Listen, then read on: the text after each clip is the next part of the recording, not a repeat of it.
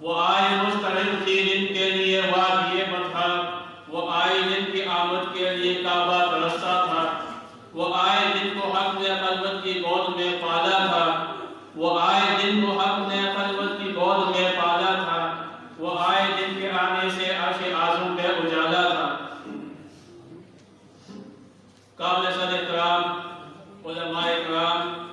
معزز سامعین حضرات، جیسا کہ آپ کو معلوم ہے آج 12 ربیع الاول آپ کی جامع مسجد سیدنا صدیق اکبر رضی اللہ تعالی عنہ میں سیرت النبی صلی اللہ علیہ وسلم کے عنوان سے کانفرنس منعقد کی گئی ہے، جس میں بچوں نے عصر کے بعد پہلی نشست میں آپ حضرات کے سامنے تلاوت کلام پاک اور اذان پیش کی۔